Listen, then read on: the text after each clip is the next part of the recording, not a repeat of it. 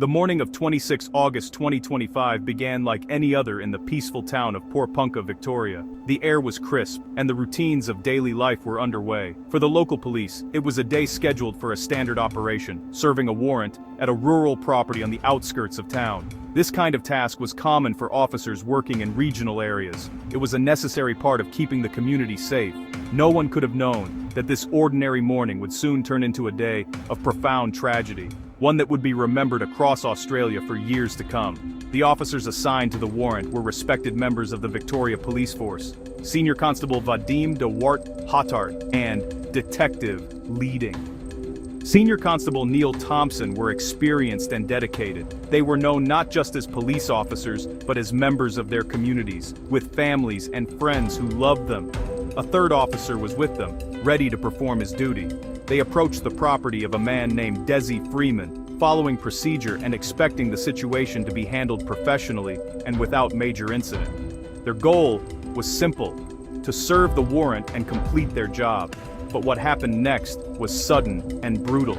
The routine operation exploded into violence, shots were fired, and in an instant, the quiet of the rural landscape was shattered. Senior Constable de Wart-Hattart and Detective Leading Senior Constable Thompson were fatally wounded. The third officer was also injured, caught in the chaos that erupted without warning. The news of the shooting sent a shockwave through the police force and the small community of Porepunkah. 2 officers had been killed in the line of duty, and a dangerous man was now on the run. The immediate aftermath was a scene of confusion and horror. Emergency services rushed to the property, but it was too late for the 2 fallen officers. The suspect, Dezi Freeman, had vanished into the dense bushland that surrounded his home. The day that started with a simple police task had ended in a devastating loss.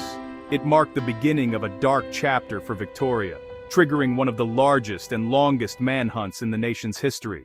The community was left to grapple with the shock, and the police force mourned the loss of 2 of its own. To understand the tragedy, we must look at the man at the center of it, Dezi Freeman. At 56 years old, Freeman was a well-known figure in the Porepunkah area, but not always for positive reasons. He lived on a rural property with his family and held strong anti-government beliefs. Freeman identified as a sovereign citizen, a term for people who believe they are not subject to the laws and authority of the government. This ideology shaped his interactions with the world and put him on a collision course with law enforcement. Freeman's history was filled with conflict. He had a criminal record that stretched back more than 30 years, though it did not include such serious violence before. He was known for his confrontational behavior, often challenging the legal system directly. He had tried to arrest a magistrate, made threats against politicians, and frequently argued with authorities. In his community, opinions about him were divided. Some saw him as a person with strong convictions, while others were deeply troubled by his aggressive and unpredictable actions. His radical views made him an isolated and distrustful figure. His beliefs were not just talk, they were a core part of his identity. He saw the police, the courts, and the government as illegitimate powers trying to control his life. This deep-seated distrust grew over the years, pushing him further to the fringes of society. He was also a skilled survivalist with an intimate knowledge of the rugged terrain around his home. He knew how to live off the land, a skill that would later become crucial in his desperate attempt to avoid capture. His background painted a picture of a man prepared for a fight against the system he so strongly opposed. The warrant that police were serving on that August morning was related to his ongoing conflicts with the law. For Freeman, the arrival of officers at his property was likely seen as another intrusion by an authority he did not recognize. His extreme beliefs, combined with his confrontational nature and knowledge of firearms, created a volatile and dangerous mix. The tragic events of that day were the culmination of a long history of radicalization and defiance. It was a breaking point that led to an act of violence that shocked the entire state of Victoria. As soon as Dezi Freeman fled the scene of the shooting, a massive police operation swung into action. The mission was clear: find and capture the man responsible for killing 2 police officers and injuring another. The manhunt that followed was unprecedented in its scale and intensity. Hundreds of officers from various agencies, including the heavily armed Special Operations Group, descended on Porepunkah and the surrounding Victorian high country. The area was immediately locked down, with roadblocks set up on local roads and residents urged to stay inside their homes for safety. The search was a huge challenge. The region is known for its rugged and difficult terrain, with dense forests, steep mountains, and vast national parks. Freeman knew this land intimately, and police believed he would use it to his advantage. Helicopters and drones were deployed to scan the landscape from above, while teams of officers on the ground carefully combed through the thick bush. The search was slow and dangerous. Officers knew that Freeman was likely armed and had already shown he was willing to use deadly force against them. Every step they took was filled with caution.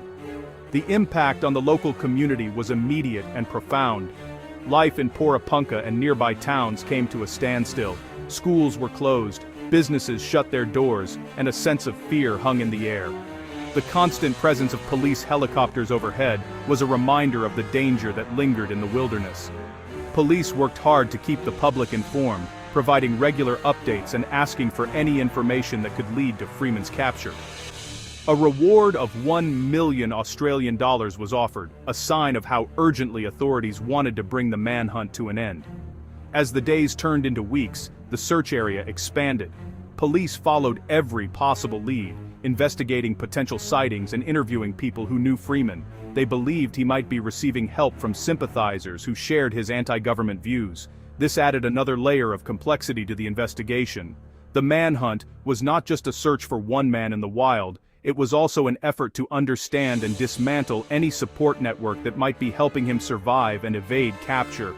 The pressure on the police force was immense, but their determination never wavered.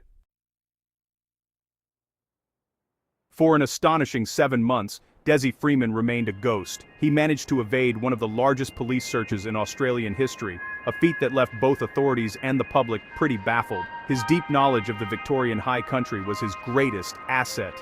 He was believed to have moved through remote areas like Mount Buffalo National Park and the Mount Lawson State Forest, using his survival skills to live off the grid.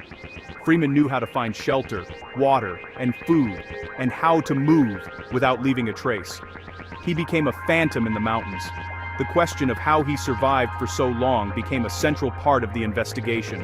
While Freeman was a skilled bushman, surviving alone for 7 months through the changing seasons would have been incredibly difficult. Police strongly suspected that he was not alone. They believed he had a network of supporters who provided him with food, supplies, and information about police movements. These accomplices would have allowed him to stay hidden and one step ahead of the law. The search for Freeman also became a search for those who were helping him. This long period of evasion took a heavy toll. For the police, it was a frustrating and exhausting ordeal. They dedicated enormous resources to the manhunt, but Freeman always seemed to slip through their grasp. For the communities in northeast Victoria, the fear never fully went away. The knowledge that an armed and dangerous man was still out there created a constant sense of anxiety. People were more cautious, and the sense of safety in their small towns was shaken. The manhunt was a constant, low-level stress that affected everyone in the region. Throughout his time on the run, the legend of Dezi Freeman grew. He became a mysterious figure, a man who had defied the full power of the state. In some circles, he was even seen as a folk hero, a symbol of resistance against the government.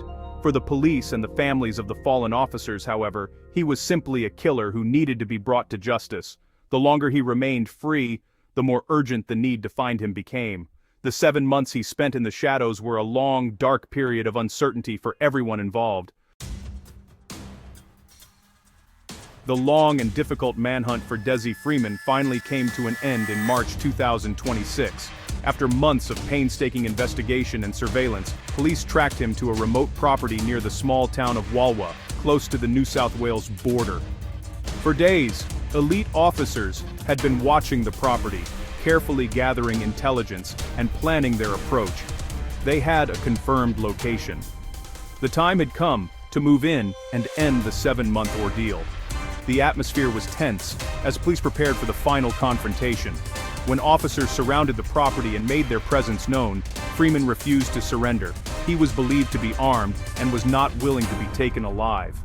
This triggered a lengthy and dangerous standoff. Specialist police negotiators were brought in to try to communicate with him, hoping to resolve the situation peacefully. They spent hours trying to convince him to give himself up, but Freeman remained defiant. The property was completely isolated, allowing police to control the scene and ensure no one else was in danger. As the standoff continued, it became clear that a peaceful resolution was unlikely. Freeman's actions inside the property led police to believe that the threat he posed was escalating. The situation reached a critical point. With no other safe options available, police made the difficult decision to act. Officers stormed the location, and in the confrontation that followed, Dezi Freeman was shot and killed by police. The final moments were swift and decisive, bringing the long and painful chapter to a violent close. No officers were injured in the final operation. The news of Freeman's death brought a wave of relief across Victoria.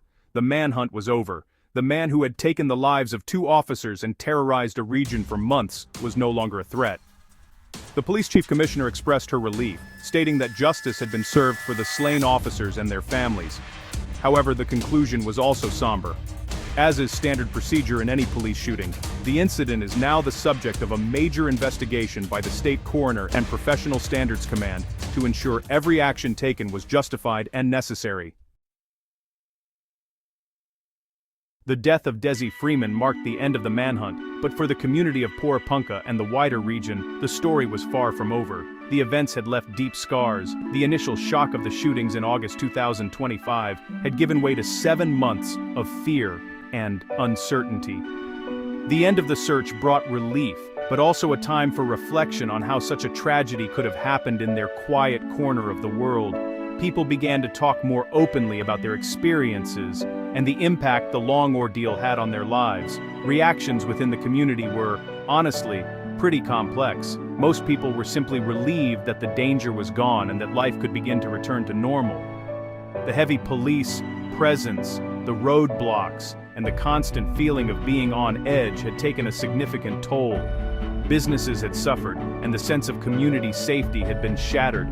However, there were also mixed feelings about Freeman himself. Some remembered him as a divisive figure long before the shootings, while a few quietly sympathized with his anti-authority stance, even if they did not agree with his violent actions. For the Victoria Police Force, the impact was profound and personal. The loss of Senior Constable Vadim Dewart Hattard and Detective Leading Senior Constable Neil Thompson was felt deeply by every member. Funerals were held, and memorials were created to honor their sacrifice. The case served as a brutal reminder of the dangers officers face every day, especially in isolated rural areas. The force came together to support the families of the fallen officers and the officer who was injured, showing a strong sense of solidarity in the face of tragedy. The emotional and economic effects on the region will be felt for a long time. The tourism industry, which is vital to the area, was affected by the lockdown and the lingering fears. Community leaders and mental health services are now working to help residents process the trauma. The story of Dezi Freeman has become a permanent part of the local history, a dark tale that serves as a warning.